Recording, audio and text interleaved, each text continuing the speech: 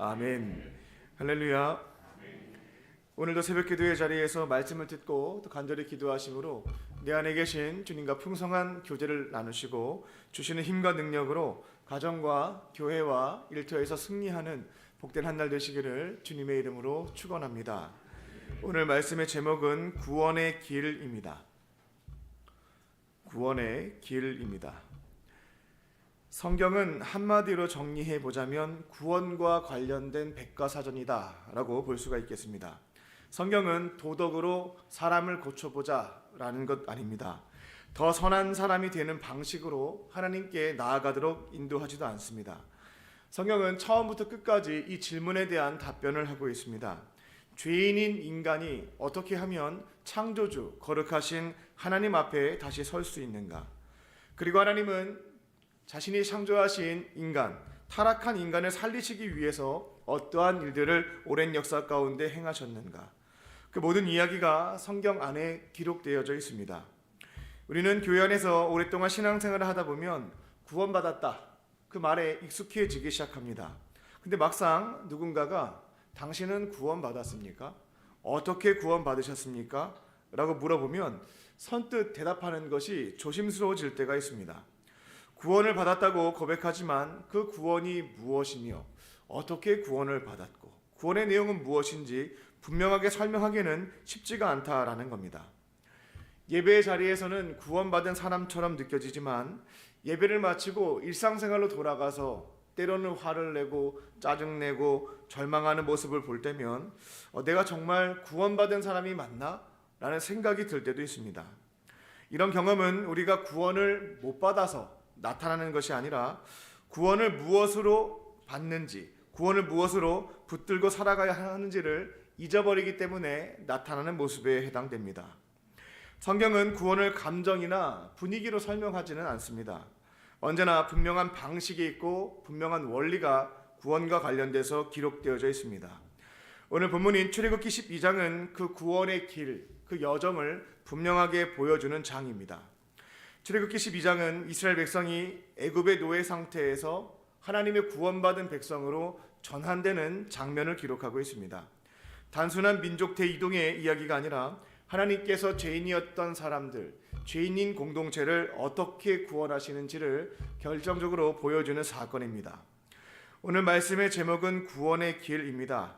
오늘 선포되는 말씀을 붙잡고 우리가 어떻게 구원을 받았는지를 다시 한번 분명히 붙들고 또 그 구원의 은혜를 기억하며 은혜 받은 자답게 살아가는 저와 여러분 되시기를 주님의 이름으로 축원합니다. 첫 번째로 믿음으로 구원을 받습니다. 출애굽기 12장은 하나님의 구원이 얼마나 분명한 방식 가운데 서 있는지를 보여줍니다. 10번째 재앙은 이집트를 향한 재앙만은 아니었습니다. 이스라엘 역시 동일한 죽음의 밤, 그 앞에 서 있었습니다. 하나님께서는 이스라엘을 사랑하셨기 때문에 심판에서 그냥 자동적으로 제외시켜주신 것은 아닙니다. 이스라엘도 죄인이었고 하나님의 공의로운 심판 앞에서는 피할 길이 없었다라는 겁니다. 하지만 질문이 생깁니다. 그러면 누가 살아남았는가? 라는 점입니다. 착한 사람, 도덕적으로 훌륭한 사람이 살아남은 것 아닙니다. 혹은 신앙생활을 오래 한 사람들이 구원받은 것도 아닙니다. 성경은 그 어떤 것도 기준으로 제시하지 않습니다. 하나님은 구원의 기준을 사람의 능력, 사람의 성품, 사람의 도덕성에 따라 찾지 않으셨습니다. 구원의 기준은 오직 하나님께서 정하신 방식, 그 방식을 믿고 따르는 자들에게 이루어짐을 볼 수 있습니다.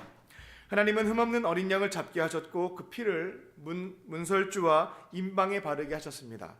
그리고 분명히 말씀하십니다. 내가 너희들의 능력과 성품을 보고 얼마나 성실하게 살았는지를 보고 피하겠다, 이 재앙을 피해주겠다라고 약속하시지 않습니다. 내가 그 피를 볼 때에 너희를 넘어간다 라고 가르쳐 주십니다. 그들이 살아남은 이유는 그 집에 어떠한 사람이 살고 있었느냐가 아니라 그 집에 이 어린 양의 피가 발라져 있었는가라는 것 여부에 따라 구원이 이루어졌다라는 겁니다.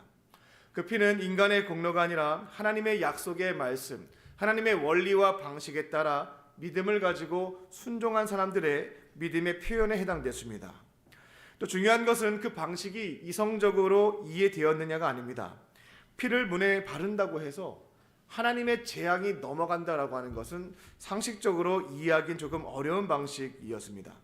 하나님의 심판을 피하려면 착하게 살고 회개 기도를 하고 이런 것들이 저희가 생각할 수 있는 방법일 텐데요. 하나님께서는 어린 양의 피를 바르면 죽음을 피할 수 있다라고 말씀하셨습니다. 그들은 이 모든 것들이 논리적으로 이해가 돼서 순종한 것이 아니라 하나님께서 선포하신 말씀이었기 때문에 그 말씀을 믿고 따랐습니다. 그 믿음이 결국 그들과 그들의 가정, 그 민족을 살렸다라는 것입니다. 이 장면은 분명히 우리에게 한 가지 중요한 원리를 가르쳐 줍니다. 구원은 언제나 믿음으로, 하나님의 말씀과 그 방식을 믿음으로 받는 것이다 라는 점입니다. 하나님께서는 먼저 길을 정하셨고 살 길을 다 열어주셨습니다. 그리고 이스라엘 백성들에게 명령하셨고 그들은 그 명령을 믿었고 순종했을 뿐입니다. 그래서 신구약 성경을 보게 되면 구원과 관련해서는 사람이 자랑할 게 없습니다. 모든 것이 다 감사에 해당된다라는 겁니다. 구원받은 살아남은 이스라엘 백성들이 할 수 있었던 고백은 우리가 지금까지 믿음을 잘 지켰다, 내가 착하게 살아왔다, 남들보다 열심히 살아왔다, 이런 고백은 할 수가 없었습니다. 하나님께서 은혜로 우리를 살리셨다라는 것이 그들의 공통적인 고백이었다라는 겁니다. 이제 이 장면은 자연스럽게 신약으로 연결됨을 볼 수 있습니다. 우리는 더 이상 어린 양을 잡아가지고 우리 집문 밖에다가 바르는, 문설주와 임방에 바르는 일은 하지 않아도 됩니다. 그 방식은 끝났습니다. 하나님께서 자신의 사랑하는 독생자를 어린 양으로 보내셨고 예수님께서 십자가에서 단번에 피를 흘리셨기 때문입니다. 예수님의 대속이라고 하는 것은 계속해서 반복할 필요가 없는 완전한 제사, 완전한 구원입니다. 그리고 하나님께서 오늘 우리에게 요구하시는 것은 다른 방식이 아니라 구약 성경에 기록되어 있는 것처럼 믿음을 요구하십니다. 예수님의 십자가 대속 사건을 믿는 믿음, 예수님의 대속을 받아들이는 믿음, 그분을 나의 구원자로 믿고 영접하는 믿음, 믿음을 요구하신다라는 겁니다. 요한복음 3장 16절은 이 구원의 원리를 분명하게 알려줍니다. 하나님이 세상을 이처럼 사랑하사 독생자를 주셨으니 이는 그를 믿는 자마다 멸망하지 않고 영생을 얻게 하려 하심이라. 여기에 보게 되면 다른 조건은 없습니다. 믿는 자마다 구원을 받는다. 믿음이 구원의 전부에 해당된다라는 겁니다. 그래서 우리는 믿음으로 구원을 받습니다. 나의 과거의 상태, 현재의 상태와 관계없이 믿음으로 나아오는 자는 하나님은 거절하시지 않습니다. 믿음을 가지고 어린 양의 피를 문에 바른 이스라엘처럼 우리는 예수님의 피를 믿고 십자가 앞으로 나아가는 겁니다. 바로 그 믿음이 우리를 살리는 줄로 믿습니다. 구원이라고 하는 것은 감정 상태 아닙니다. 약속입니다. 또한 나의 분위기도 아니고 말씀입니다. 하나님은 오늘도 같은 방식으로 말씀하십니다. 이 피를 볼 때 내가 너희를 넘어가리라. 이 약속을 붙들고 예수님을 믿고 영접함으로 구원받는 저와 여러분 되시기를 주님의 이름으로 축원합니다. 두 번째로 구원의 은혜를 기억합니다. 구원의 은혜를 기억합니다. 하나님은 구원을 단 한 번의 사건으로 끝내진 않습니다. 하나님은 우리가 어떻게 살림을 받게 되었는지를 잊지 않도록 하시는 분이십니다. 그래서 출애굽기 12장에서 하나님께서는 10번째 재앙을 내리셨고요. 그 이후에 유월절을 제정하십니다. 이날을 기억하라, 기념하라 라고 명령하시게 됩니다. 하나님은 이 구원의 사건을 그들의 백성들이 잊지 않고 기억하기를 원하셨습니다. 유월절은 단순한 종교 행사가 아닙니다. 하나님께서 유월절의 모든 과정을 구체적으로 다시금 재현하고 기억하고 경험하는 행사에 해당됩니다. 어린 양을 잡고 피를 문설주와 임방에 바르고 고기는 불에 태워 먹습니다. 무교병과 쓴 나물과 함께 먹게 하십니다. 또 아침까지 남기지 말고 다 먹고 혹시 남은 것이 있으면 불태우라고 합니다. 또 허리에 띠를 띠고 발에 신을 신고 손에 지팡이를 짚은 뒤에 급히 먹으라고 말씀하십니다. 왜 이렇게까지 명령하시고 계속해서 지키라고 말씀하셨을까요? 하나님께서는 이 구원을 머리로만 아는 지식으로 남기고 싶지 않으셨기 때문입니다. 먹는 방식 하나, 자세 하나, 태도 하나까지 그날 하나님께서 구원하셨던 것을 몸으로 다시금 기억하고 경험할 수 있도록 하셨다라는 겁니다. 이스라엘 백성들은 유월절을 지킬 때마다 우리는 이렇게 살아났구나, 하나님이 이렇게 살리셨구나 라는 것을 떠올렸고 다시금 경험했고 앞으로 이와 같은 구원을 베풀어 주시기를 기대했다라는 겁니다. 하나님은 구원을 잊어버리는 백성이 되는 것을 가장 경계하십니다. 은혜가 잊혀지면 모든 것들이 당연함이 되고 당연함이 되는 순간에 모든 힘을 잃기 때문에 그렇습니다. 그래서 하나님은 구원을 절기로 만드셨고 공동체에게 명령하셨습니다. 또 개인만 지키는 것이 아니고요, 공동체가 함께 지키라고 말씀하셨습니다. 그리고 하나님은 다음 세대를 향한 기억, 신앙의 전수도 강조하십니다. 본문 26절과 27절에서 이런 것들을 행하게 되면 묻게 된다라는 겁니다. 도대체 이런 걸 왜 해야 됩니까? 이 예식이 무슨 뜻입니까? 그때 부모님은 대답해야 됩니다. 이것은 여호와의 유월절 제사다. 하나님께서는 구원의 이야기가 자동적으로 전수되지가 않고 이처럼 함께 부모와 자녀가 절기를 지킬 때 전해질 수 있음에 대해서 알려주신 겁니다. 부모가 직접 절기에 참여하며 자식에게 이야기해 주지 않으면 이 구원이라고 하는 것, 신앙이라고 하는 것은 다음 세대로 전수가 되지 않는다, 희미해진다라는 것도 알 수가 있습니다. 그래서 유월절은 단순히 과거 회상이 아니라 사랑하는 자녀에게 하나님에 대한 신앙을 전수하는 시간이기도 했습니다. 이스라엘은 유월절을 지키면서 우리가 이집트 노예였다, 그런데 하나님의 은혜로 구원받게 되었다, 하나님의 은혜로 우리가 살게 되었다라는 것을 잊지 않고 그것을 전해 주었다라는 겁니다. 그리고 이 유월절은 신약에서 예수님의 십자가 사건으로 완성됩니다. 우리는 더 이상 어린 양을 잡고 피를 바르지 않습니다. 하나님께서 사랑하는 아들을 어린 양으로 보내셨고 우리를 위해서 완전한 제사, 영원한 제사를 감당하셨기 때문입니다. 예수님의 대속은 반복되지 않는 완전한 구원에 해당됩니다. 방식은 조금 달라졌지만 이것을 기억하는 원리는 신약 성경에서도 바뀌진 않습니다. 우리는 더 이상 유월절을 지키지는 않습니다. 하지만 예수님의 구원의 사건을 기억하며 주일마다 예배의 자리에 모여 공동체가 함께 예배를 드립니다. 예배의 자리에서 말씀을 통해 예수님의 십자가 사건을 다시금 듣고 찬양과 기도를 통해 감사한 마음을 고백합니다. 또한 성찬에 참여함으로 이 피로 우리가 구원받았음을 다시 한번 고백합니다. 예배라고 하는 것은 이처럼 구원의 은혜를 다시 한번 경험하는 시간이고 사랑하는 자녀와 함께 참여하여 신앙을 이야기하고 전수하는 시간에 해당된다라는 겁니다. 만약 우리가 예배를 가볍게 여기기 시작한다면 어떻게 보면 믿음이 약해진 것이 아니라 하나님에 대한 은혜를 잊어버리기 시작하는 것은 아닐까라는 것을 점검해 볼 수가 있겠습니다. 하나님께서는 우리가 계속해서 그 구원의 은혜를 잊지 않고 유지하기를, 또 경험하기를 원하십니다. 그 은혜를 기억할 때만 오늘의 삶을 하나님의 은혜 가운데 살아갈 수 있기 때문에 그렇습니다. 구원은 믿음으로 받습니다. 근데 그 믿음이라고 하는 것은 기억 속에서 지켜지고 또 예배 자리에서 자라남을 볼 수가 있습니다. 예배와 또 말씀과 공동체를 통해서 구원의 은혜를 기억하고 또 그 은혜를 사랑하는 다음 세대에게 전수하는 저와 여러분 되시기를 주님의 이름으로 축원합니다. 끝으로 구원받은 자는 죄에서 떠납니다. 구원받은 자는 죄에서 떠납니다. 유월절의 밤은 단지 살아남은 밤이 아니라 떠나는 밤이었습니다. 하나님의 심판이 임한 후로는 바로는 더 이상 버티지 못했고 이스라엘 백성들을 떠나보내게 됩니다. 그렇게 오랜 세월 살았던 이집트에서부터 가나안 땅으로 출발하게 됩니다. 성경은 장정만 60만 명이라고 기록합니다. 장정이 있고 아내가 있고 자녀가 있고 어르신들이 있고 이걸 포함하게 되면은 한 200만 명가량 학자들은 예측하기도 합니다. 출애굽은 마음속 결단만이 아니라 실제적으로 자리를 이동하는 것에 해당됐습니다.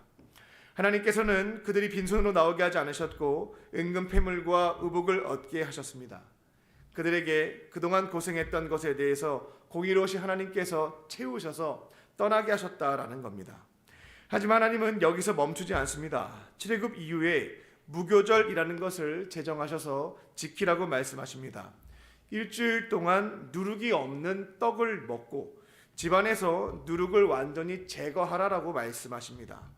이것은 단순히 어떤 음식을 먹어야 건강할 수 있다라는 규정이 아니라 떠난 다음에 어떠한 삶을 살아야 되는지 교훈하시기 위해서 이와 같은 것을 명령하셨다라는 겁니다. 누룩이라고 하는 것은 지금으로 보면 이스트를 생각하시면 되겠습니다. 굉장히 작지만 빵을 크게 부풀리는 역할을 합니다. 눈에 잘 띄지 않지만 조금만 섞여도 반죽 자체가 크게 부풀어지게 됩니다. 하나님께서는 이 누룩을 통해서 애굽의 삶의 방식, 죄의 습관들, 하나님이 없이 살아갔던 삶의 모습들에 대해서 더 이상 붙잡고 가면 안 됨을 가르쳐 주시게 됩니다. 애굽을 떠났다고 해서 자동적으로 죄의 습관이 없어지는 것은 아니었습니다. 그래서 무교절을 통해서 기억하라고 알려주신 겁니다. 너희는 이제 이집트를 떠난 사람들이다. 그리고 그들의 잘못된 방식이 다시금 너희 안에 섞여서 누룩처럼 섞여서 죄로 물들어지고 부풀어지는 것을 경계하고 막아야 된다라는 것을 알려주신 겁니다. 옛날의 방식과 가치관, 죄의 습관을 그대로 품게 된다면 언제든지 부풀어져서 무너질 수 있다라는 겁니다. 그래서 무교절을 지키는 것들을 통해서 죄에서부터 떠나서 이제는 하나님의 백성으로 살아가라고, 죄에 무너지지 않으라고 가르쳐 주신 사건이었습니다. 하지만 죄에서 떠난다라고 하는 것은 완벽해지는 것은 아닙니다. 실수하지 않는 사람이 되는 것도 아닙니다. 하지만 분명한 것은 방향이 달라지는 겁니다. 구원받는다고 말하면서 여전히 죄에 머무르고 옛사람의 방식을 붙든다라고 하는 것은 하나님께서 원하시는 원리가 아닙니다. 이스라엘 백성들이 광야에서 흔들릴 때마다 애굽 생활이 더 좋았다라고 말했지만 하나님께서는 다시금 애굽으로 돌려보내시진 않습니다. 하나님께서는 옛날로 돌아가지 않고 계속해서 광야에서 40년 기간 동안 앞을 향해서 걸어가게 하셨습니다. 더 이상 이집트에서의 잘못된 것들을 물들지 않고 돌아가지 않도록 앞을 향해서 걸어가게 하셨다라는 겁니다. 구원이라고 하는 것은 믿음으로 받습니다. 그리고 구원은 기억으로 지켜집니다. 그리고 구원은 어떻게 하면 증명되게 되냐면 죄에서부터 떠난 것으로부터 증명됩니다. 하나님께서는 오늘도 우리를 죄에서 건져내실 뿐만 아니라 죄에서부터 떠나서 살기를 원하시는 줄로 믿습니다. 무교병을 먹으면서 우리는 죄에서부터 떠난 사람이다. 다시금 죄의 습관이 남게 된다면 넘어질 수 있다라는 것을 기억했던 이스라엘 백성들처럼 오늘도 우리도 구원받은 사람답게 죄에서부터 떠나는 삶을 성령과 함께 걸어가야 할 줄로 믿습니다. 내 안에 계신 성령께서 죄에 대해서 말씀하실 때면 도우심을 구하시고 지켜가심으로 이제는 죄에서 떠나 하나님을 향해 걸어가는 저와 여러분 되시기를 주님의 이름으로 축원합니다. 기도하겠습니다. 참 좋으신 하나님, 오늘도 우리에게 소중한 생명을 주시고 하루의 시작을 세상의 거짓된 소리보다 하나님의 말씀을 열게 하시니 감사합니다. 우리의 공로나 자격이 아니라 예수님의 피를 믿음으로 우리를 구원해 주신 은혜에 감사합니다. 또 구원의 은혜를 예배한 말씀 속에서 잊지 않게 하시고 다음 세대에게 충성스럽게 전하는 저희들 되게 하여 주시옵소서. 구원받은 자로서 죄의 자리에 머무르지 않게 하여 주시고 날마다 하나님을 향해 걸어가는 저희들의 삶이 될 수 있도록 인도하여 주시옵소서. 오늘 주님의 사랑과 은혜에 감사하며 또 정성을 다해 예물을 드린 손길들이 있습니다. 우리의 형편과 마음의 소원을 주님께서 아시오니 하늘의 신령한 복과 땅의 기름진 복으로 충만하게 채워 주시옵소서. 또 이곳에 몸과 마음의 연약함으로 고통받는 환우들이 있습니다. 성령께서 아픈 부위 안수하여 주시고 치유의 은혜로 회복시켜 주시옵소서. 모든 영광 주께 돌려드리며 예수님의 이름으로 감사하며 기도 올리옵나이다. 아멘.